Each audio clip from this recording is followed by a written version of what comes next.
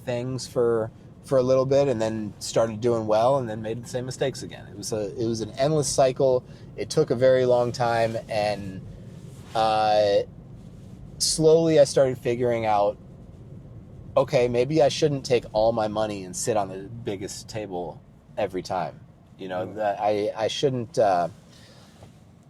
I actually eventually. So at that time, I also used to smoke like 3 packs of cigarettes a day.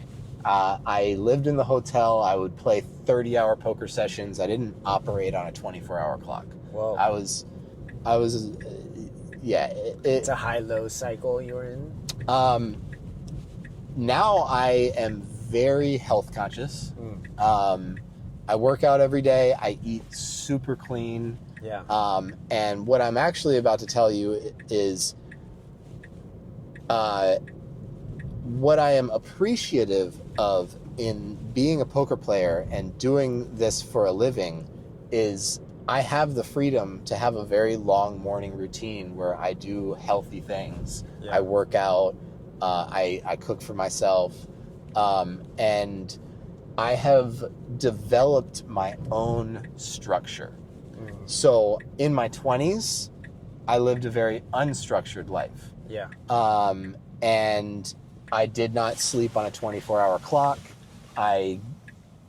Gambling was my life, and I wasn't even necessarily trying to win.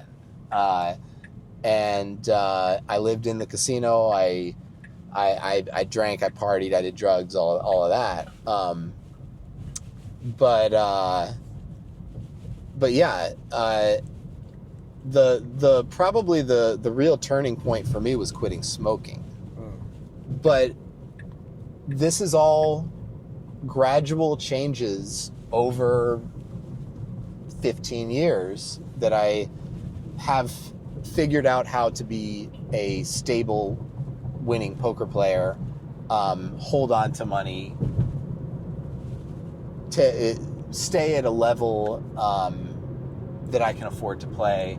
You know, that's a very. So I said one important lesson of a poker player is of poker is you need to be better than the people you're playing against. It doesn't matter if you're the 9th best player in the world if you're at a table with the other 8. Another important lesson is you're not going to win every day no matter what, and you need to have a bankroll.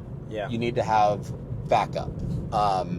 You need to be able to book a loss and come back the next day, or more than that. But to not zero out and keep playing. So poker is a swingy game, and you're going to lose sometimes, and that's a part of the game for everyone. So you need to have money behind, and that's a lesson that it took me a long time to learn. I used to take all my money, put it on the table, play the biggest game possible. But yeah, that's important. And so a way that I manage myself that a lot of people don't do, it's actually, is particularly if you're playing in shorthanded games, it's important, I believe, to play longer when you're winning and shorter when you're losing. Most people go to the casino, they get stuck, and they want to get their money back, and then they get even, they go home. Yeah. When you are losing, you're playing worse. A lot of people will tell you that that's not true, but it is true. And emotion is a big factor to that as well. Yeah, Willing absolutely. to go through any wall to get it back, but it's just perpetual cycle that you'll more likely lose more.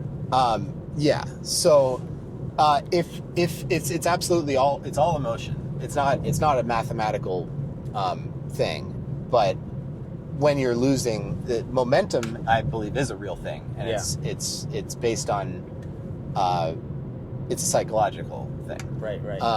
So yeah, when you're losing, you're not only are you playing worse, but other people who are winning are probably playing better. So even if you want to say, oh, we call it tilt. I never tilt. I always play the same. Well, if other people are winning, they're playing better against you. Yeah.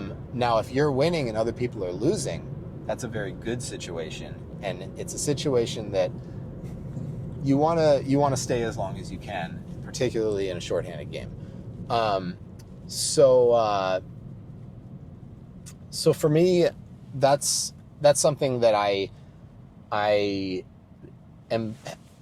have been very, very good at, having that be just a part of my philosophy. Although lately I kind of just play a set number of hours, where, before, when I was the degenerate who would play 30-hour sessions, the times when I'd really want to push it are when I'm winning. Yeah.